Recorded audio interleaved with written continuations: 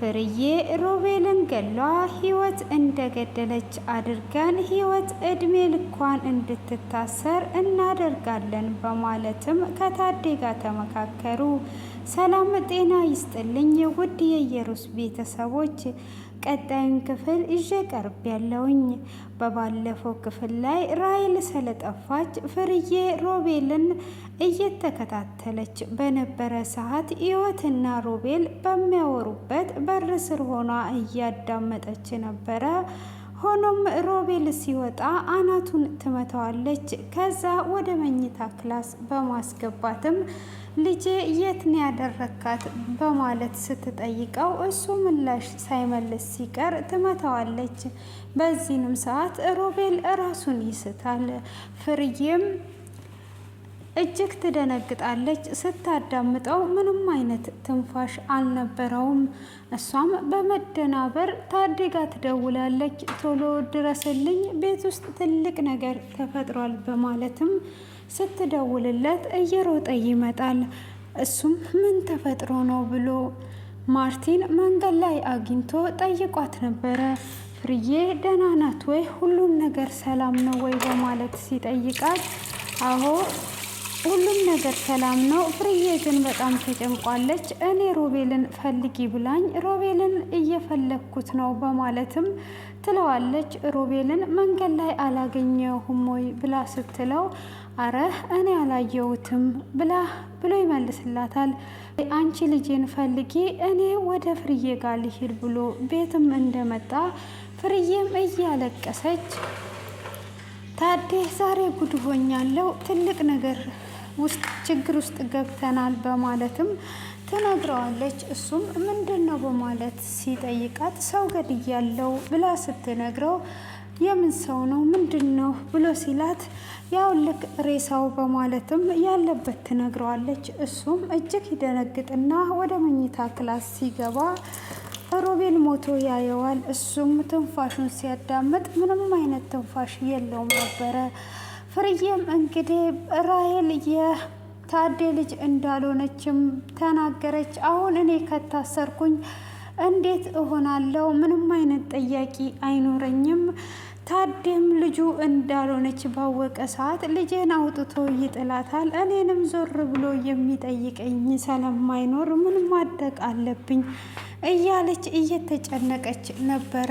ሆኖም ታዴን ስታማክረው አሁን አንቺ ብቻ እንዳትጨነቂ፣ ምንም ነገር እንዳታስቢ ብሎ ይላታል።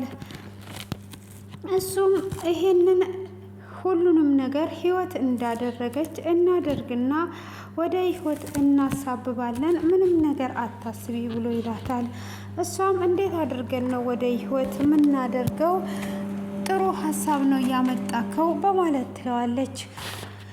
ሁሉንም ነገር ህይወት እንዳደረገች እና ከህይወት ጋር ጸብ እንዳላቸው እኔም አንቺም ማርቲም እንመሰክራለን፣ ሁሉም ጉዳይ ያልቃል ማለት ነው፣ በሶስት ምስክር ይጸድቃል ብሎ ይላታል። ልጅ እስራኤል እንዴት ትሆናለች ብሎ ሲል እሷም ህይወት እንደገደለችው ታምንና ትቀበላለች። ምንም የሚፈጠር ነገር የለም፣ ምንም ነገር አታስቢ፣ አትጨነቂ ብቻ አንቺ የኔ ውድ ይላታል። እሷም ይሄ ጥሩ ሀሳብ ነው በማለትም ካለች በኋላ ግን በምንድን ነው የመታሹ ብሎ ይጠይቃታል። እሷም የመታውት በዱላ ነው በማለትም ስትነግረው እንደዛ ከሆነ የመታሽበትን ዱላ ታመጪና ያንን ህይወት መያዝና አሻራዋ እዛ ላይ ማረፍ አለበት፣ በምን እንደገደለች እንዲታወቅም ይላል።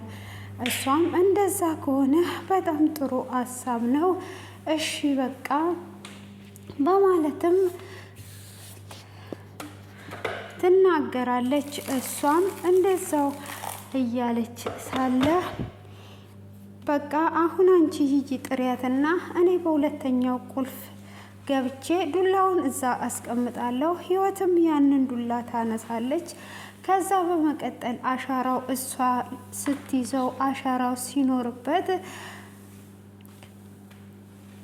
እሷ እንደገደለች ይታወቃል ብሎ እሷም ወደ ውጪ እንደጠራቻት አንተ ግባና ሂድ አስቀምጥ ብላ ካለችውም በኋላ ወደ ውስጥ ሲገባ ህይወት ነበረች። ህይወትንም እጅግ በመናደድ በክፉ አይን ካያት በኋላ ምን ሆነሃል አባዬ? ዛሬ ዱላ ይዛ መጣ? እኔ ለአንቺ ዱላ አይደለም ያመጣሁት ምናምን ብሎ አንዳንድ ቃላትም ከተናገራት በኋላ ወጥቶ ይሄዳል። አረ ህይወት ውስጥ ነበረች፣ ተዋርደን ነበር፣ እንደውም ተናድጄ ደግሜ እሷን ልገላት ነበር እያለ እየተናደደ ለፍርዬ ይነግራታል። ፍርዬም ከመግደልሽ በፊት ልጄ የት እንዳለች እንዴት ሳትጠይቂው ብሎ ይላል። በቃ እኔ ከታሰርኩኝ ልጄን አደራ ብላ ትላለች። እንዴት ነው ልጄን አደራ የምትኝ? እኔ አባቷ በዚህ አይነት የምታይኝ አባቷ አይደለች እንዴ? ለልጄ ካልሆነም እሞትላታለሁ በማለትም ይናገራል። እሺ እንደዛ ከሆነ ምንም ነገር አታስብ እያለችውም ትናገራለች። እንግዲህ አንድ ሁለት እየተባባሉ እያለ አሁን ሬሳውንስ እንዴት ነው የምናደርገው በማለትም ይነጋገራሉ። ሀይ ሬሳውንም እሷ ክላስ ነው የምናደርገው፣ መጀመሪያ ዱላውን መያዝ አለባትም በማለት ይመካከራሉ። እንግዲህ በመሀልም ማርቲ መጥቷ ነበር። ማርቲም ስትመጣ ከየት ነው የምትመጪው ትላታለች። እንዴ ሮቤኪ አላልሽኝም እንዴ? አሁን ወጥቷል ተከታዩ ብለሽኝ ፈልጌው አጣሁት በማለት ስትላትም ውይ ጭንቅላቴ አይሰራም፣ በቃ እኔ መተኛት አለብኝ ብላ ወደ መኝታ ክላስ ልትሄድም ስታስብ ሮቤል እዛ ስላለ አይ በቃ እዚህ መሆን አለብኝ ትላለች። ህይወትም እንግዲህ በዛ አይነት መልኩ ራሄል ደጋግማ ስትደውል ስልክ ታነሳላታለች። አንቺ የት ነው ያለሽው? ሮቤል ምግብ እንዳመጣልሽ ነግሮኛል ብላ በዘዴ ራሄል ያለችበት ቦታ ትደርስና ትሄዳለች። እሷም ምግብ ይዛላት ከሄደች በኋላ እኔ አይንሽን ማየት ሳልፈልግ አንቺ ተከትለሽኝ ጭራሽ ትመጫለሽ ወይ እያለቻትም እናያለን። እንግዲህ በስተ መጨረሻም ሮቤልን እስቲ አሁን ሬሳውን መማደቅ አለብን ብለው ውስጥ ላይ ገብተው ሳለ ሮቤል ይነቃል። ማርቲም አልነበረችም። እንግዲህ ፍርዬ ደስ ይላታል። እሱም ስታየው ደንግጣውም ህልም ነው ወይስ እንዴት ነው? እንዴት የሞተ ሰው ተነሳ? በማለት እጅግ በመደሰት ወደ ሳሎን ስትሄድ ታዴ እንግዲህ በዛ በያዘው ዱላ አስፈራርቶ ልጄ የት ነው ያለችው ብሎ ይጠይቀዋል። እሱም ያለችበት ሆቴል ከነገረው በኋላ ወደ ሳሎን መጥቶ ልጅቷ ያለችበት ለፍርዬ ይነግራታል። ፍርዬንም አንቺ ሂጂና ፈልጊያት እዚህ ሆቴል ያለችበት ተናግሯል ብሎ ይላል። እሷም ደስ ይላትና በቃ መሄድ አለብኝ ብላ ተነስቷ ትሄዳለች ማለት ነው። እሷም እንግዲህ ተነስታ እንደሄደች ራኬብን ታገኛታለች። እሷም ህይወትን ካላወጣሻት ከዛ ቤት በፍጹም እዛ ቤት አልገባም፣ አንቺ እንዴት ለልጅሽ ድንቅፋት ታዘጋጅላታለሽ ብላ ስትል እኔ ልጄ ሁሉን የምታሸንፍ ለምንም ነገር የማትገዛ እንጂ የምፈልገው በሰው የምትሸነፍና የምትረታ ስለማልፈልግ ነው። አሁን ተመለሽ ስትል ህይወትን ካላወጣሻት በፍጹም አልመለስም ትላለች። አሁንም እንግዲህ ፍርዬ ህይወትን ልታወጣት አልቻለችም። ህይወት ከዛ ቤት ካልወጣች በፍጹም አልመለስም ትላለች። እንግዲህ ታዴም እሷ ከሄደች በኋላ ውስጥ ላይ ገብቶ እኔና አንተ የግል ወሬ የምናወራው አለ ብሎ ይለዋል።